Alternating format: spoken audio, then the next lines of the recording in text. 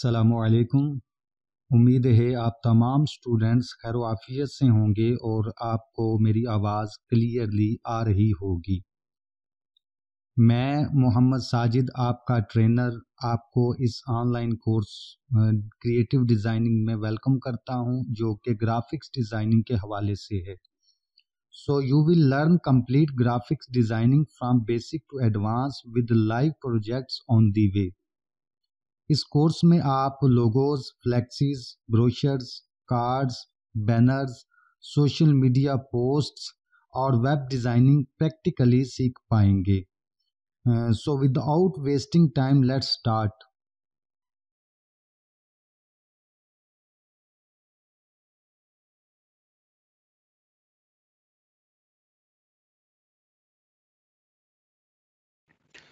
जी student, ये मेरी MS Word की फाइल आपको डिस्प्ले हो रही होगी, जिसमें हमारे आज के टॉपिक्स के कंटेंट्स हैं और साथ उनकी डिटेल भी मौजूद है जो आज हमने कवर करने हैं। आज के लेसन के हवाले से हम वेल्ड को देखेंगे, ट्रिम जो टूल है उसको देखेंगे, इंटरसेक्टिंग, और इसके अलावा एक दो और टूल हैं इसी कैटेगरी के। हम उनको प्रैक्टिकली भी देखेंगे और थ्योरेटिकली भी पढ़ते हैं। अच्छा, सबसे पहले हमारे पास वेल टूल है। वेल टूल क्या करता है, जैसे नाम से जाहिर है कि दो या दो से ज़ायद ऑब्जेक्ट्स को हम एक दूसरे के साथ ज्वाइंट कर देते हैं, कॉन्कैटिनेट कर देते हैं, ताकि वो एक दूसरे के साथ मर्ज हो जाए। तो वेल टूल की मदद से हम दो या दो से ज़ायद ऑब्जेक्ट्स को एक दूसरे के साथ मर्ज कर सकते हैं, ताकि वो एक यूनिट बन जाए। ठीक है, तो इसमें टेक्स्ट भी आ सकता है और शेप्स भी आ सकते हैं। अच्छा, इसमें एक चीज़ और देख लीजिएगा, जो कि प्रीवियस लेसन्स के अंदर स्टूडेंट्स गलती कर रहे थे और जिनको कोई कन्फ्यूजन थी कि टेक्स्ट के हवाले से, जब टेक्स्ट को वो वेल्ड करना चाहते थे, जिसमें एक उस्मान अली भी मौजूद है, कि वो भी ये गलती कर रहा था कि वो पैराग्राफ टेक्स्ट को ले रहा था। तो पैराग्राफ टेक्स्ट जो है वो वेल्ड नहीं होता, आर्टिस्टिक टेक्स्ट जो है वो वेल्ड होगा। हमने प्रीवियस एक लेसन के अंदर कंप्लीटली इन चीज़ों के ऊपर ब्रीफली डिस्कशन की थी कि पैराग्राफ टेक्स्ट क्या होता है, आर्टिस्टिक टेक्स्ट क्या होता है। तो आर्टिस्टिक टेक्स्ट जो है वो ही वेल्ड के अंदर वो पार्टिसिपेट करेगा, पैराग्राफ टेक्स्ट वेल्ड के अंदर पार्टिसिपेट नहीं करेगा। अच्छा, तो नेक्स्ट है हमारे पास ट्रिमिंग।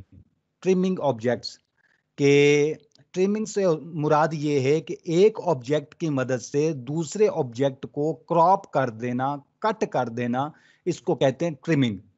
एक ऑब्जेक्ट की मदद से दूसरे ऑब्जेक्ट को काट देना, कट कर देना, क्रॉप कर देना, तो इसको कहते हैं ट्रिमिंग। ठीक है ना। इसमें एक सोर्स ऑब्जेक्ट होता है, एक टारगेट ऑब्जेक्ट होता है। टारगेट ऑब्जेक्ट वो होता है कि जिसको हम ट्रिम करना चाहते हैं। सोर्स ऑब्जेक्ट वो होता है कि जिसकी मदद से हम ट्रिम करना चाहते हैं। ठीक है, तो टारगेट ऑब्जेक्ट को ट्रिम करना चाहते हैं, काटना चाहते हैं, कट करना चाहते हैं, तो सोर्स ऑब्जेक्ट वो है कि जिसकी मदद से हम ट्रिम करना चाहते हैं, तो उसको यूज करके हम उसके मुताबिक, उसकी शेप के मुताबिक ट्रिम कर लेते हैं। तो ये है ट्रिमिंग। ठीक है, तो trimming creates irregularly shaped objects by removing object area that overlap. यानी ट्रिम वो हिस्सा होता है जो कि ओवरलैप कर रहा होता है। ठीक है, जो ओवरलैप एरिया होता है दो या दो से ज्यादा ऑब्जेक्ट्स की मदद से, तो वो ट्रिम हो जाता है। अच्छा, इसमें ऑर्डर भी मद्देनजर रखना होगा कि जो ऑब्जेक्ट बैक पे होगा वो टारगेटेड ऑब्जेक्ट होगा, उसने ट्रिम होना है, और जो ऑब्जेक्ट फ्रंट पे होगा तो वो सोर्स ऑब्जेक्ट होगा, उसने ट्रिम करना है। ये ऑर्डर भी आपको ज़हन में रखना होगा। यानी ट्रिम उस ऑब्जेक्ट ने होना है जो बैक पे होगा, जो फ्रंट पे होगा उसने ट्रिम करना है। ठीक है ना। तो बैक वाला टारगेटेड ऑब्जेक्ट होगा एंड फ्रंट वाला जो है वो सोर्स ऑब्जेक्ट होगा।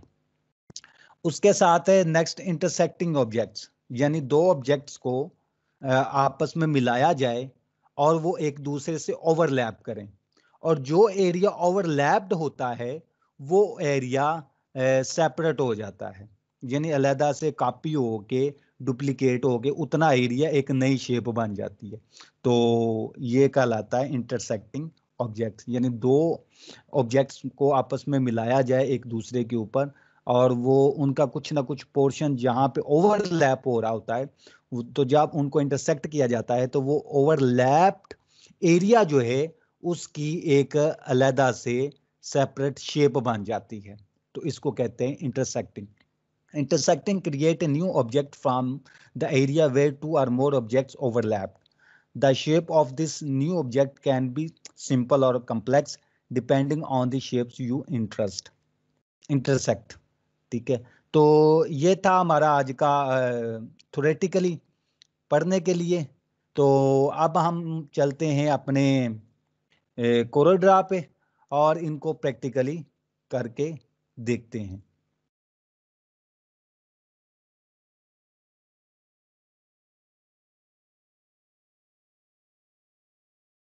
जी स्टूडेंट्स, अभी मैंने आपको कोरोड्रा की विंडो डिस्प्ले करवाई हुई है। अगर आपको नज़र आ रही है तो माइक अनम्यूट करके मुझे बता दें ज़रा। आ रही है सर, आ रही है सर, आ रही है सर, आ रही है। ओके, चलें जी, नेक्स्ट हम प्रोसीड करते हैं कि सबसे पहले हमें देखना वेल्ड, ठीक है ना। तो वेल्ड के हवाले से हमने देखा कि जो दो या दो से ज़ायद ऑब्जेक्ट्स जो होते हैं वो जब आपस में उनको मिलाया जाता है और वेल्ड का टूल यूज़ किया जाता है तो वो आपस में मर्ज हो जाते हैं। तो किस तरह से, जैसे ये मैंने एक सर्कल ड्रा किया हुआ है और एक ऑब्जेक्ट के तौर पे ये सर्कल मैंने ड्रा किया। अब मैं यहाँ से रेक्टेंगल लेता हूँ और रेक्टेंगल जो है वो मैं यहाँ पे ड्रा कर लेता हूँ। तो ये अब मैंने पिक टूल ले लिया इनको इनके एडजस्टमेंट के वाले से। अच्छा, ये सर्कल है, ये मेरे पास है एक रेक्टेंगल, और ये जो एरिया दोनों का ओवरलैप कर रहा है, तो ये एरिया जो है ये वेस्ट हो जाएगा और फिर ये वेल्ड हो जाएंगे। तो सबसे पहले मुझे क्या करना है कि इनको करना है सिलेक्ट। मुझे ये मैं सिलेक्ट करूँगा, ये मैंने इन दोनों ऑब्जेक्ट्स को सिलेक्ट कर लिया है।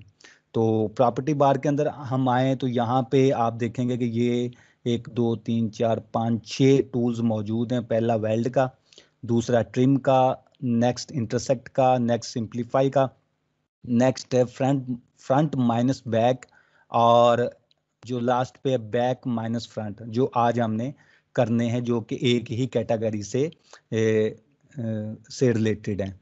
ठीक है ना। तो सबसे पहला वेल्ड यहाँ पे भी ये मौजूद है। इसके अलावा हम अरेंज के मेन्यू में जाएं तो वहाँ पे जाके ये शेपिंग के अंदर भी ये सारे के सारे टूल मौजूद हैं। तो यहाँ से भी हम इनको यूज़ कर सकते हैं और प्रॉपर्टी बार से भी हम इनको यूज़ कर सकते हैं। तो फिलहाल हम यहाँ से मेन्यू के अंदर से इसको यूज़ करते हैं। तो वेल्ड के ऊपर जब मैंने क्लिक किया तो आप देखेंगे कि ये एक नई शेप बन गई है।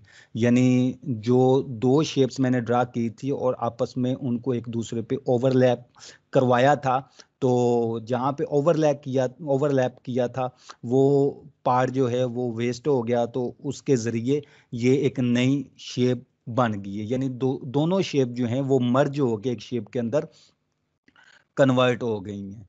ठीक है, तो अब ये एक इंडिविजुअल शेप बन चुकी है। ठीक है ना, इंडिपेंडेंट शेप है। तो इस तरह से हम मज़ीद कर सकते हैं। तो अब इसके ऊपर जो भी आप काम करना चाहो, इसका आउटलाइन को चेंज करना चाहो, इसको फिलिंग करना चाहो, जिस तरह से भी आप इसको इजीली कर सकते हैं। मज़ीद इसको देख लें वेल्ड के हवाले से कि फिर मैंने एक ये ले लिया सर्कल और यहाँ से मैं एक ट्रायंगल ले लेता हूँ फ्री हैंड टूल से।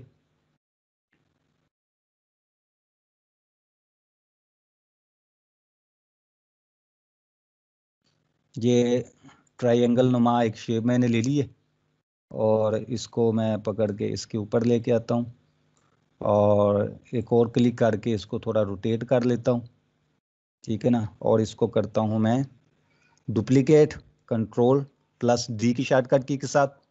और इसको दूसरी तरफ मैं करता हूँ और इसको फिर थोड़ा रोटेट कर लेते हैं। ठीक है, इनको ज़रा मैं इस तरफ लेके जाता हूँ। ठीक है, एडजस्ट करता हूँ।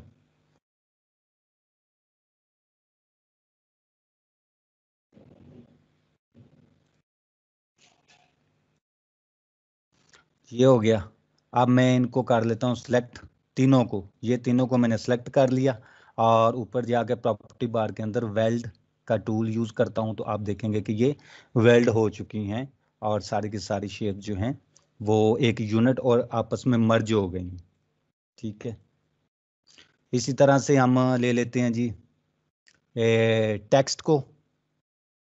तो लेट्स से कि ये मैंने एक रेक्टेंगल ड्रा किया और यहाँ से मैं टेक्स्ट टूल मैंने लिया और यहाँ पे हम एक टेक्स्ट जो है वो टाइप कर लेते हैं।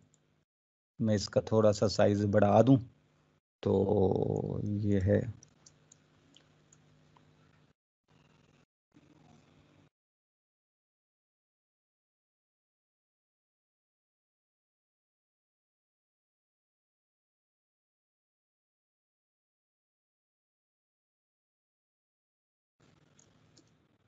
COREL कोरड्रा, ये टेक्स्ट मैंने टाइप कर लिया। अब इसको थोड़ा सा ना बोल्ड कर लेते हैं ताकि ये वाज़िया नज़र आए। ठीक है, ये टेक्स्ट मैंने ले लिया, ये आर्टिस्टिक टेक्स्ट है। पैराग्राफ टेक्स्ट पे ये कमांड नहीं चलेगी, आर्टिस्टिक टेक्स्ट पे चलेगी। इसको मैं इसके साथ यहाँ पे लेके आता हूँ, मिलाता हूँ इसके साथ और इनको करता हूँ मैं सिलेक्ट।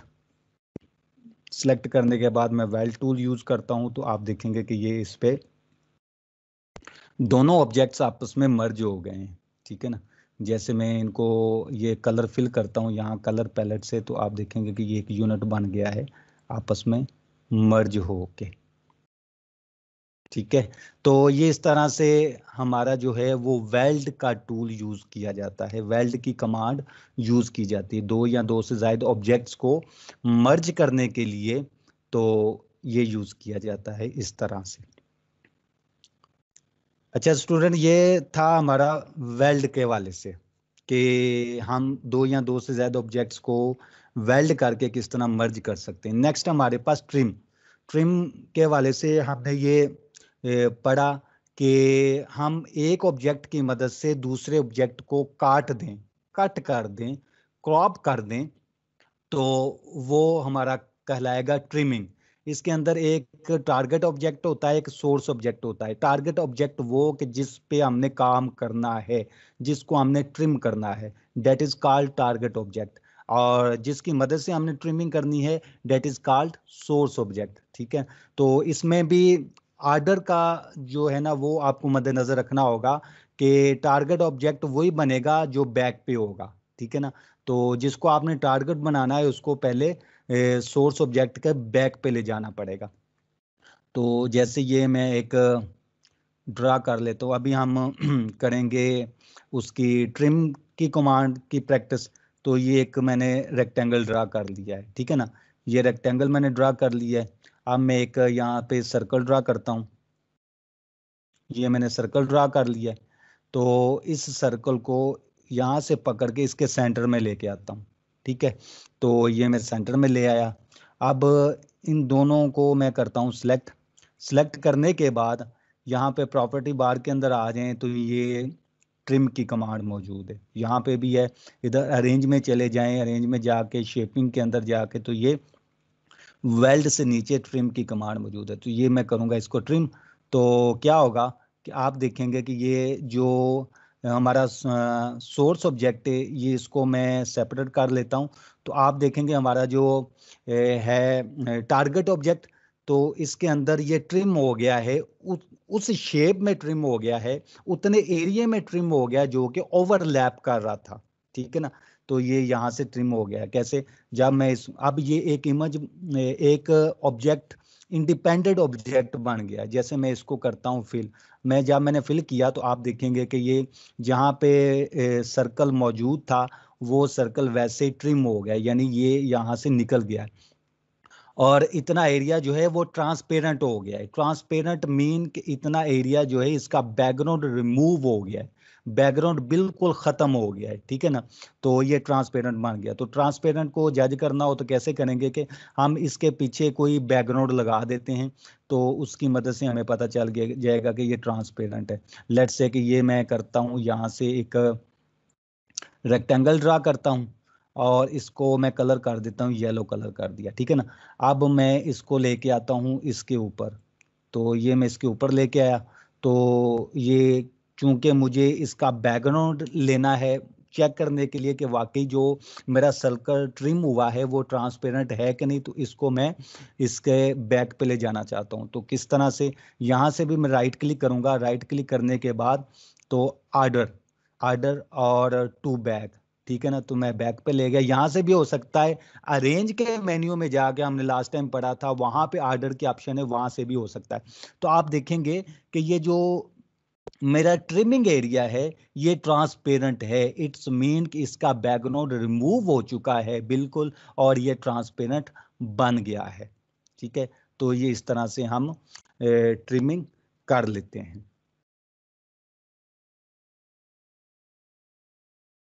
ठीक है, मजीद देख लेते हैं कि ये अभी मैंने सर्कल ड्रा किया। सर्कल ड्रा करने के बाद ये एक रेक्टेंगल में ड्रा करता हूँ। ये रेक्टेंगल ड्रा किया। अब पिक टूल की मदद से इन दोनों को सिलेक्ट करके तो मैं करता हूँ इनकी ट्रिमिंग। तो यहाँ पे आर्डर को मद्देनजर रखना होगा कि हमारा जो सर्कल है वो बैक पे है एंड जो रेक्टेंगल है वो फ्रंट पे है। तो इस तरह से जो सर्कल होगा वो टारगेटेड ऑब्जेक्ट है एंड जो रेक्टेंगल है डेट इज सोर्स ऑब्जेक्ट। तो यहाँ पे मैं प्रॉपर्टी बार के अंदर इसको करता हूँ ट्रिम, और जैसे मैंने ट्रिम किया तो आप देखेंगे कि ये सर्कल जो है उतना एरिया इसका जो ओवरलैप कर रहा था वो कट हो गया है इसकी मदद से, ठीक है ना। तो ये इस तरह से हम इसको कर सकते हैं, ठीक है। इसी तरह से मजीद इसकी प्रैक्टिस कर लेते हैं ट्रिमिंग की, कि यहाँ से मैं शेप लेता हूँ एक, ये जी मैंने हार्ट ले लिया, हार्ट ड्रा कर लिया, ये एज ए मेरा टारगेटेड ऑब्जेक्ट आ गया।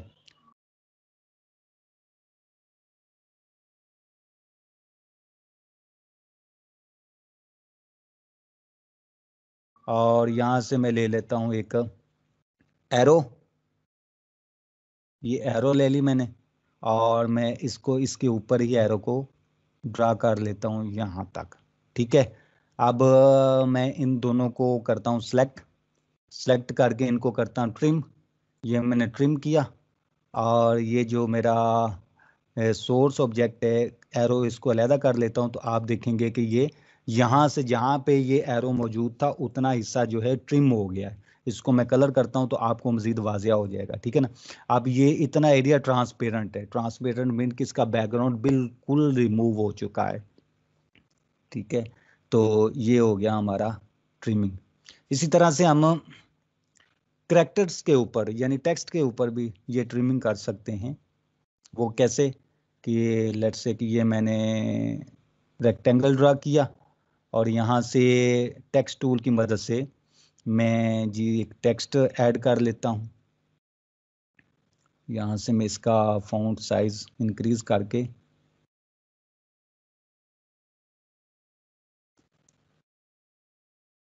रोजगार, ठीक है।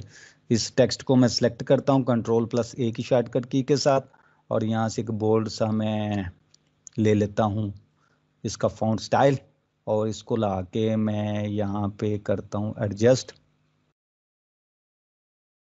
ये इसी के अंदर कर देता हूँ, ठीक है ना। तो इन दोनों को मैं करता हूँ जी सिलेक्ट, सेलेक्ट करने के बाद प्रॉपर्टी बार के अंदर जाके ट्रिम करता हूँ।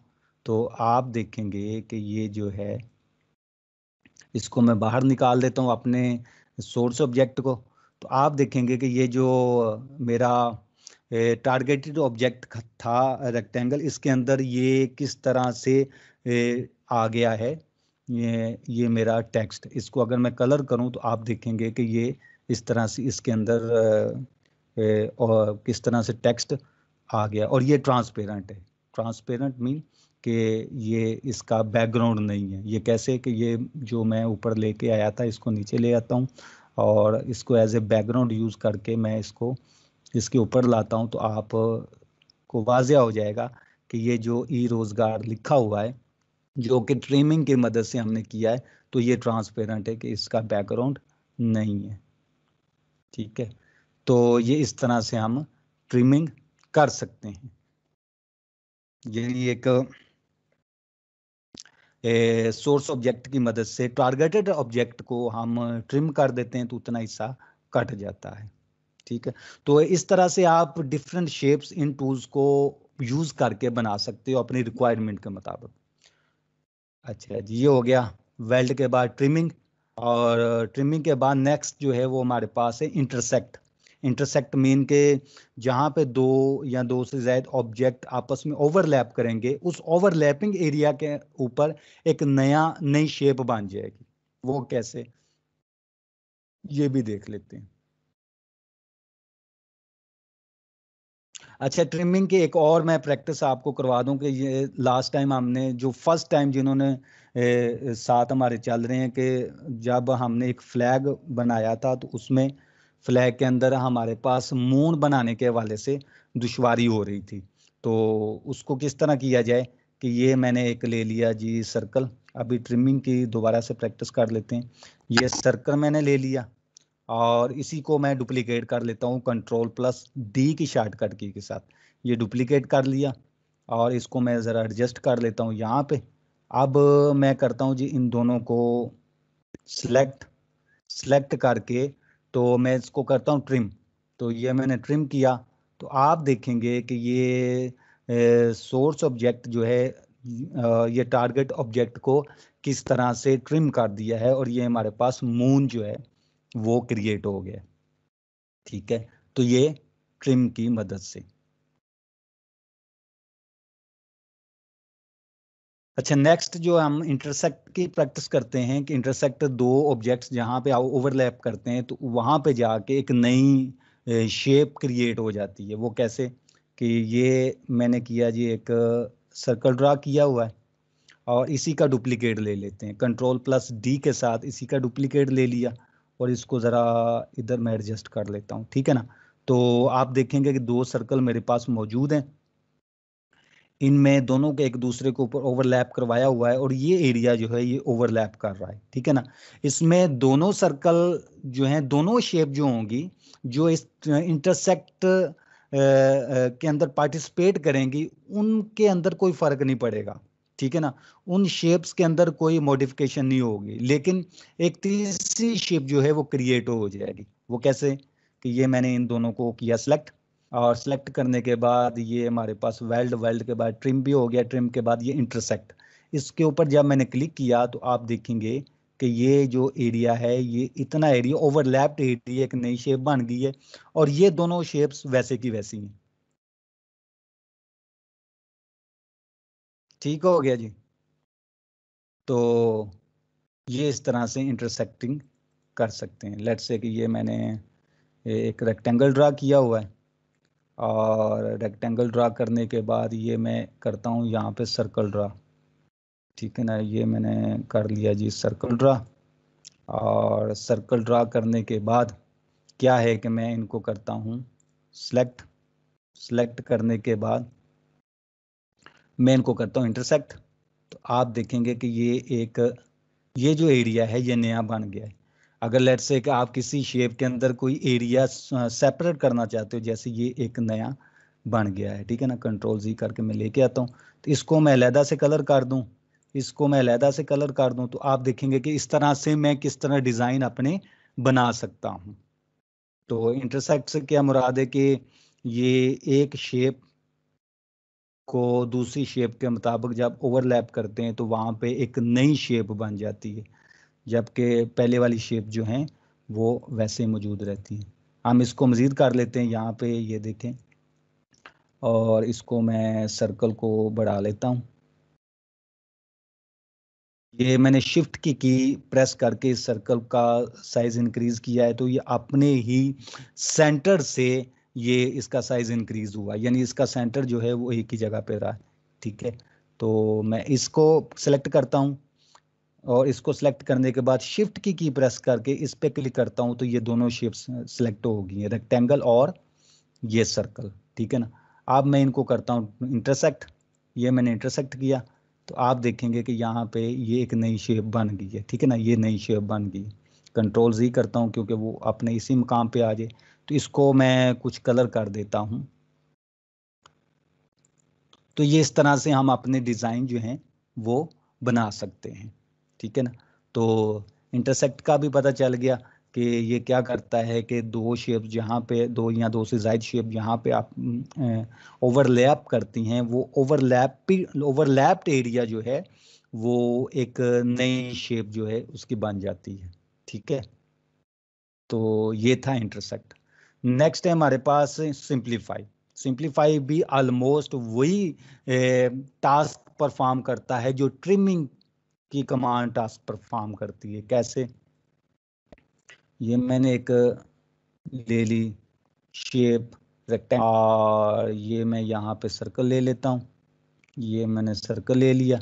अब इन दोनों को मैं करता हूँ जी सेलेक्ट करने के बाद ये प्रॉपर्टी बार के अंदर वेल्ड ट्रिम इंटरसेक्ट, इसके बाद है सिंप्लीफाई। इसको मैं क्लिक करता हूँ तो आप देखेंगे कि सिंप्लीफाई भी वही काम कर रही है जो कि ट्रिमिंग कर रही है, यानी ये भी कटिंग करती है। ठीक है ना, तो ये हो गया सिंप्लीफाई।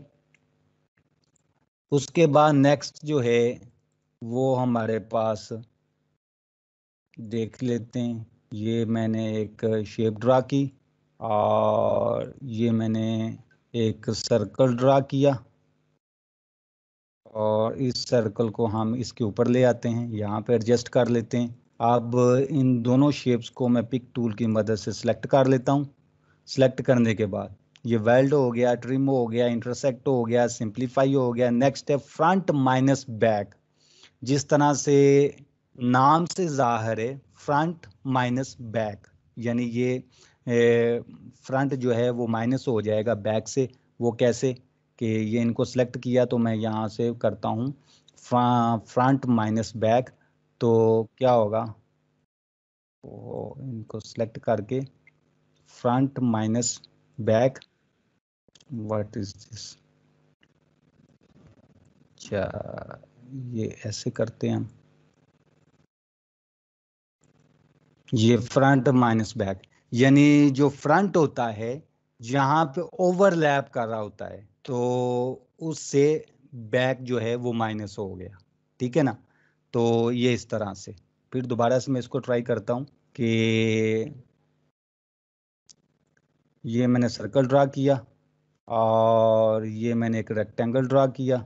ठीक है ना, तो यहाँ पे फ्रंट माइनस बैक करना है, तो ये इन दोनों को मैंने सेलेक्ट करता हूँ तो ये हो गया फ्रंट माइनस बैक। ठीक है ना, तो जो फ्रंट होता है वो माइनस हो जाता है बैक की मदद से।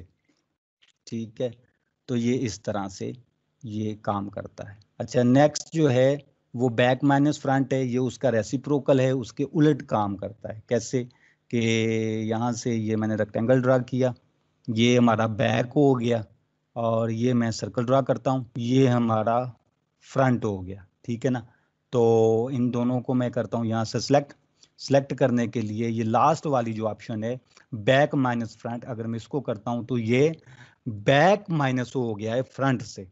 ठीक है, बैक माइनस हो गया है फ्रंट से। फिर दोबारा से इसको ट्राई कर लेते हैं कि ये मैंने सर्कल ड्रा किया, ठीक है, और ये मैंने रेक्टेंगल ड्रा किया और इन दोनों को मैं कर लेता हूँ सेलेक्ट।